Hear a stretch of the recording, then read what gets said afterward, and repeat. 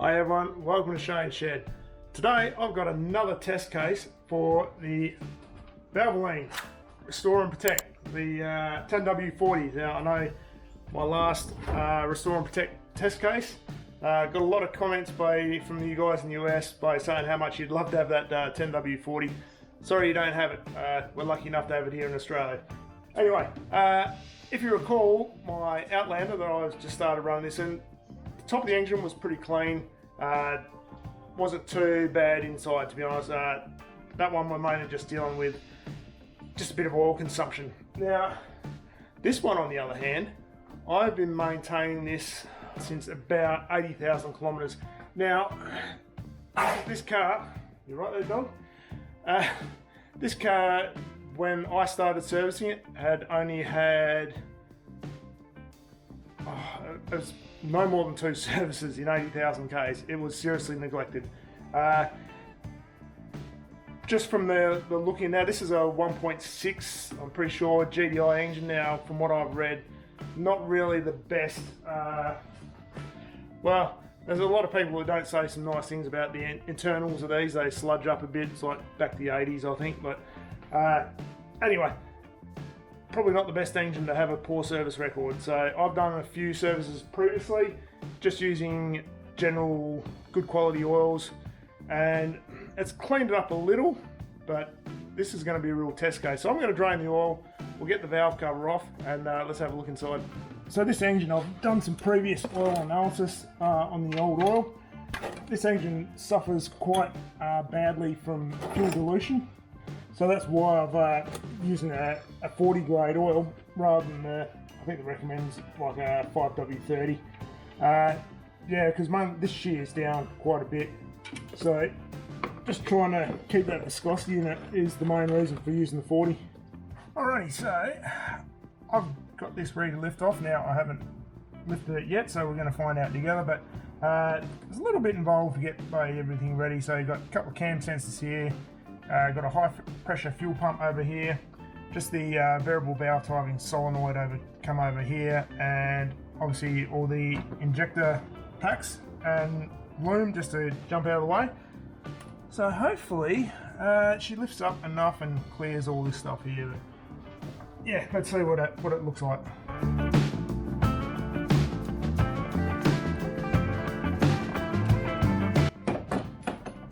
Don't get too nuts because I left one bolt there. Now that should come off a bit better now.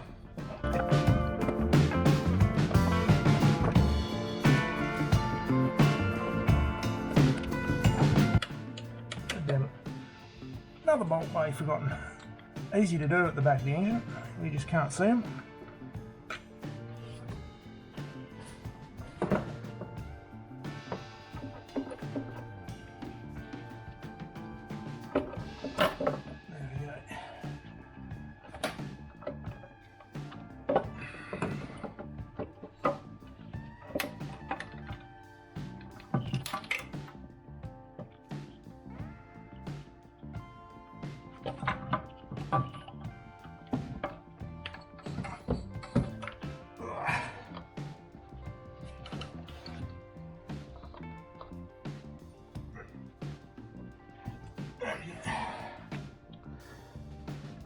How's that?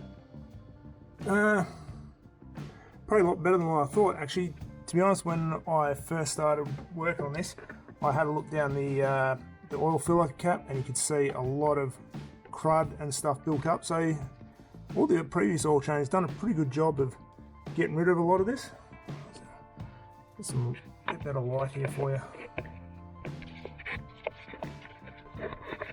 But yeah, like I said, there was a lot of crud built up along that I could see here, which is all cleared out. So a lot of it's just a fair bit of varnish. Let's get it all back on, and we can do a comparison later. And just for reference as well, here's the inside of the valve cover. So yeah, a lot of varnish, pretty much over everything. So I guess as well for the record, it's worth noting that this engine is done just under 120,000 kilometers now. So you know, that interior condition is, yeah, I'd say pretty poor for given the age, really. With a decent service history, I'd expect it to, but I have seen online, like, this engine doesn't have the best rep, so it is known to fail. This is the Gamma 2 engine. Yeah, I've seen a lot worse ones in ESO than this. So yeah, anyway, I'm going to get all this bolted up, and we might rip the filter open. Now, previously I've had that filter apart when I first started servicing this, and there was a bit of hard carbon and stuff coming through on the filter. I can't recall off the top of my head what it was like last time I pulled it apart. But anyway, we'll open the filter up, have a look at the element, and see what's in there. Alright, so filter element pulled out of the filter. Let's just rip some of these plates out and have a look at the state of it.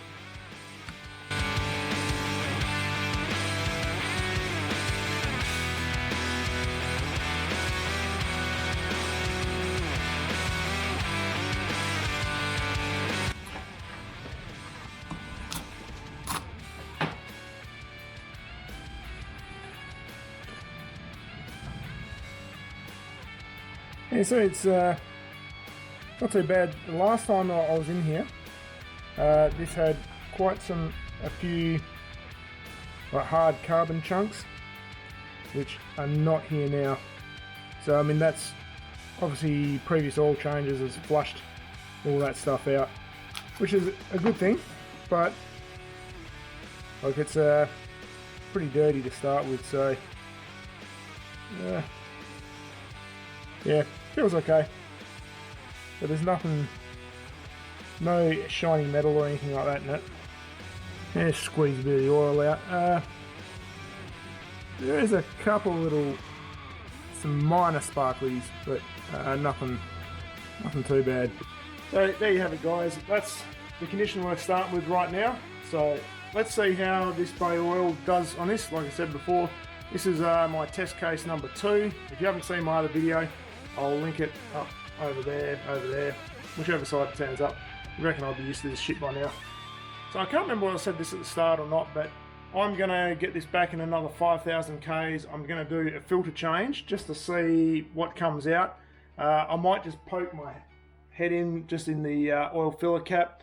I can't really get it on camera just with a light. It's just not working, so I can't get a bit of an easy comparison shot for you there.